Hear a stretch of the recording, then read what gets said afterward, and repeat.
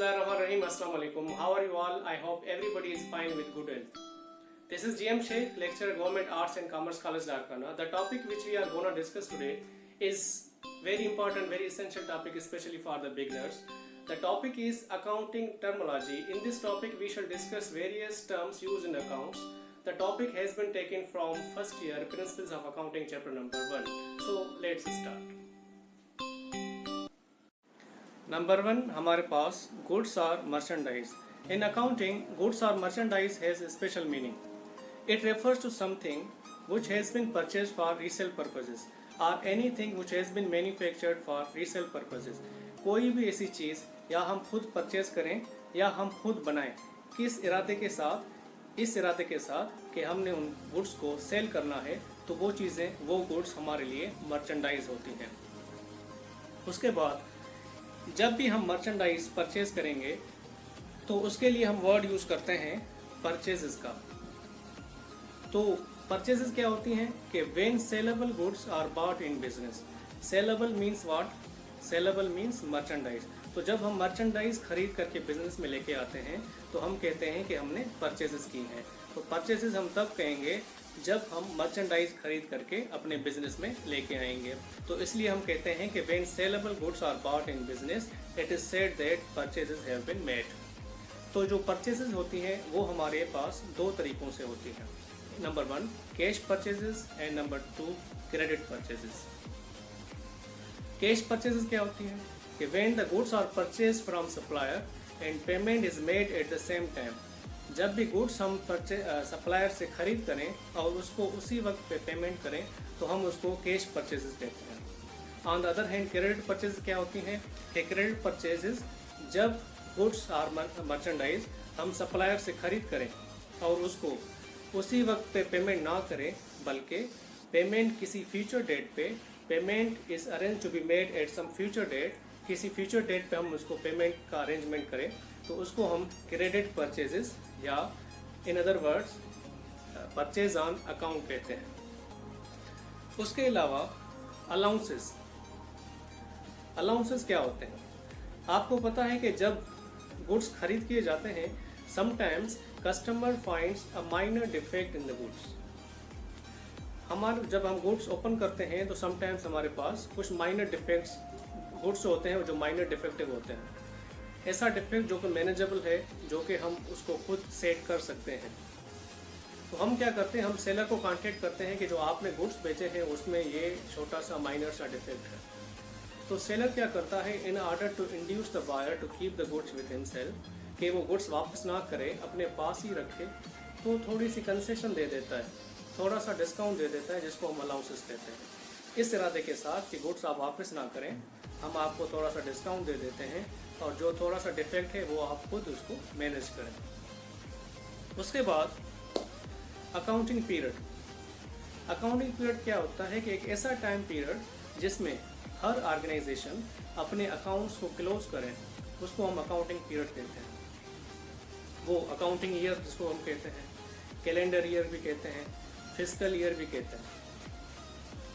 Normally इस time में क्या होता है, organisations prepare their financial statements. जो ऑर्गेनाइजेशंस होती हैं they use to prepare their financial statements to show their profits और लॉसेस, कि उनकी बिजनेस की एफिशिएंसी क्या है, बिजनेस की पोजीशन क्या है, बिजनेस की परफॉर्मेंस क्या है. In order to evaluate these all things they prepare financial statements. तो एक ऐसा टाइम पीरियड जिसके टाइम के बाद हर ऑर्गेनाइजेशन अपने अकाउंट्स को क्लोज करें एंड वो अपने फाइनेंशियल स्टेटमेंट्स प्रिपेयर करें, उसको हम अकाउंटिंग पीरियड कहते हैं. उसके बाद हमारे पास हैं परचेज रिटर्न्स और रिटर्न आउटवर्ड्स. जब भी गुड्स हम परचेज करते हैं तो समटाइम्स गुड्स हम वापस भी करते हैं. ख़रीद किया हुआ सामान हम वापस करते हैं. क्यों वापस करते हैं? उसके पीछे कुछ रीजंस हैं. कौन से रीजंस हो सकते हैं? Number 1 goods are below standard. जो सामान आपका है वो बिलो स्टैंडर्ड है.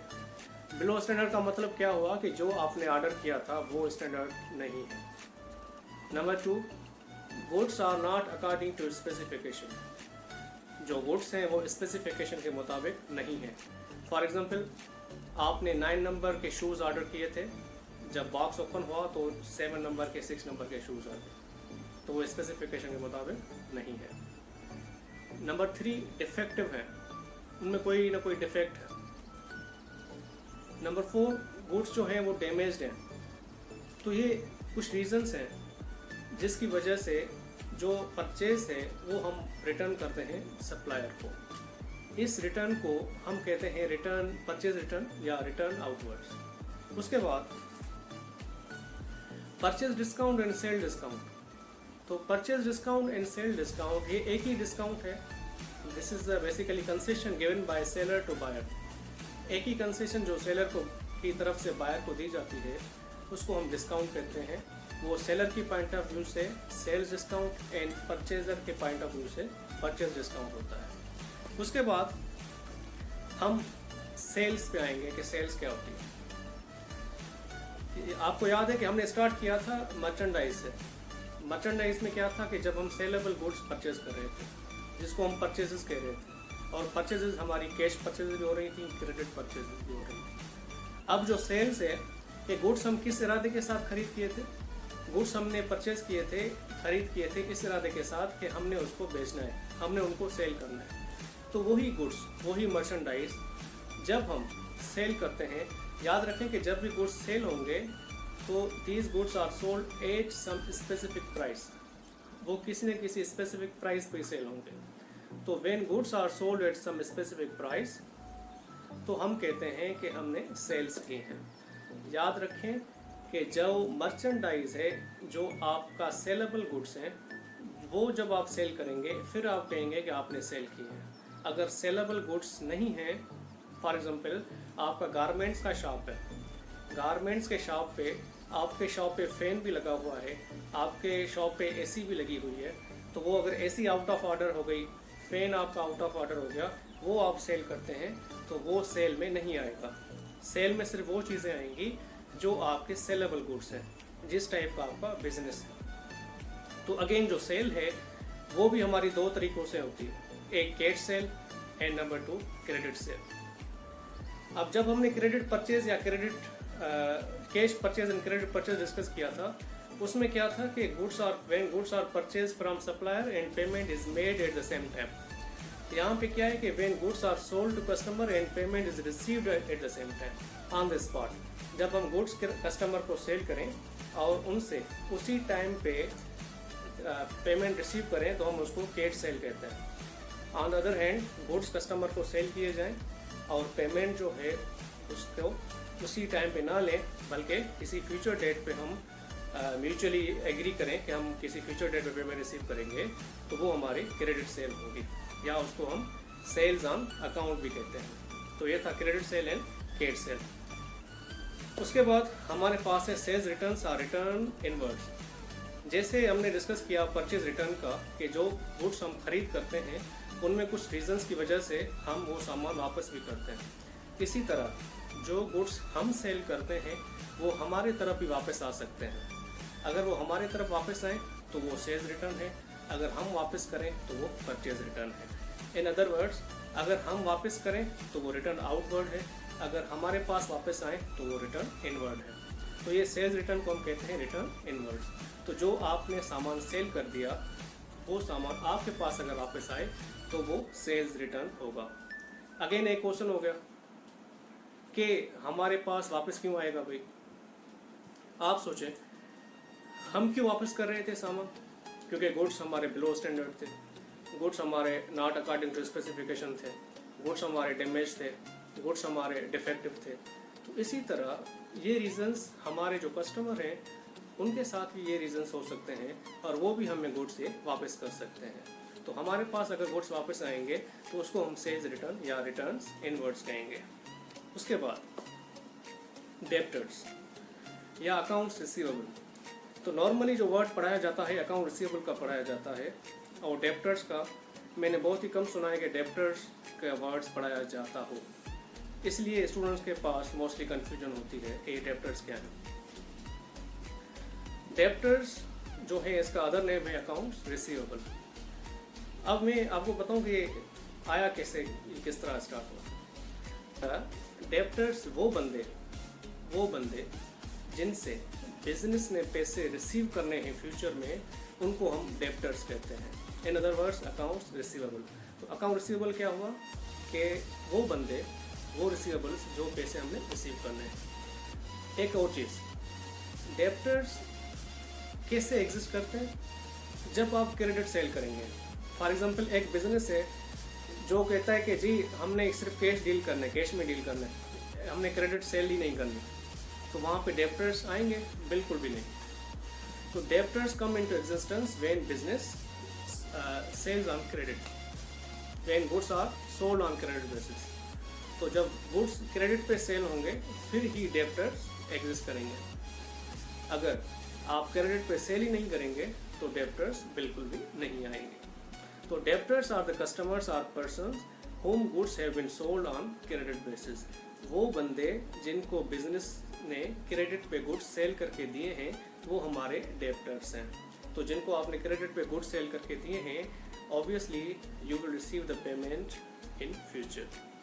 ठीक, उसके बाद हमारे पास है जी creditors in other words accounts payable.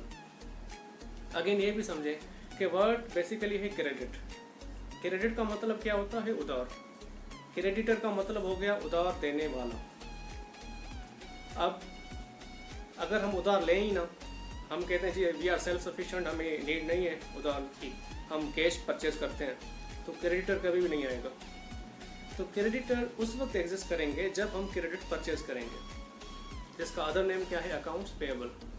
तो creditors are the persons are suppliers from whom goods have been purchase on credit basis. जिनसे बिजनेस ने क्रेडिट पे गुड्स परचेज किए हैं वो हमारे क्रेडिटर्स हैं। क्रेडिटर्स क्यों हैं? क्योंकि उन्होंने हमें उधार दी है और डेफिनेटली वी हैव टू पे बैक। हमने उनको वापस करने, या तो गुड्स वापस करने या हमें पेमेंट वापस करनी है, पेमेंट देनी है। अगर हम पेमेंट नहीं देते तो गुड्स हम वापस करेंगे। उसके बाद हमारे पास है जी cash discount and trade discount. Cash discount and trade discount. तो सबसे पहले मैं थोड़ा सा नीचे से आता हूँ, पहले ट्रेड डिस्काउंट करते हैं फिर हम कैश डिस्काउंट करते हैं। तो ट्रेड डिस्काउंट ऑफर किया जाता है व्हेन एवर वी बाय और सेल इन बल्क क्वान्टिटीज। जब हम बल्क क्वान्टिटीज में गुड्स परचेज या सेल करते हैं तो हम एक डिस्काउंट ऑफर करते हैं जिसको हम ट्रेड डिस्काउंट कहते हैं। फॉर एग्जाम्पल, आप शॉप पे गए, आपने पूछा कि भाई साहब ये चेयर कितने की है? उन्होंने कहा सर ये 1000 की चेयर है, 1000 रुपये की चेयर। आपने कहा सर मुझे 10 पीसेस चाहिए, तो उन्होंने कहा चले सर आपको 900 में हम एक चेयर का 900 लगा लें। तो वो होता है ट्रेड डिस्काउंट। या आप बुक स्टोर पे गए, आपने पूछा कि सर ये एक पेन कितने की है? उन्होंने कहा सर एक पेन 10 रुपीज़ की है। आपने कहा सर मुझे 2 डजन चाहिए, तो उन्होंने कहा चले जी आपको 10 रुपीज़ नहीं 8 रुपीज़ पर पेन लगा लेंगे। तो ये होता है ट्रेड डिस्काउंट। जब आप बल्क में परचेस करते हैं तो you are given some sort of discount which is known as a trade discount. एक चीज़ और याद रखने की वो ये है कि trade discount is never recorded in accounts. Trade discount is never recorded in accounts. Trade discount जो होता है वो अकाउंट्स में रिकॉर्ड नहीं होता। एक चीज़ और, इसका मतलब ये हरगिज़ नहीं है कि एंट्री नहीं होगी, एंट्री बिल्कुल होगी, लेकिन जो डिस्काउंट होगा वो रिकॉर्ड नहीं होगा। वो कैसे? जब हम जनरल एंट्रीज का लेक्चर बनाएंगे उसमें इंशाल्लाह मैं आपके साथ डिस्कस करूंगा। अब हम आते हैं कैश डिस्काउंट। तो cash discount is offered when we need earlier payments to ensure earlier payments. Payment अगर हमने जल्दी रिकवर करनी है, जल्दी चाहिए, तो हम कैश डिस्काउंट ऑफर करते हैं। वो कैसे? उसका एग्जाम्पल भी आप देखें ये वो कैसे होता है। कैश डिस्काउंट एग्जाम्पल में देखें, फॉर एग्जांपल ये सेलर हैं and this one is buyer. ठीक है, अब सेलर क्या करता है, सेलर ने गुड्स सेल करके दिए बायर को 1 लाख रुपीज़ के, और टाइम पीरियड दिया 3 मंथ्स का। ठीक है, कि आपने पेमेंट देनी है 3 मंथ्स के बाद। अब आप मुझे बताएं, अगर बायर के पास आफ्टर 1 मंथ, 1 मंथ के बाद पेमेंट कहीं से अरेंज भी हो जाती है, क्या वो बायर सेलर को पेमेंट देना चाहेगा?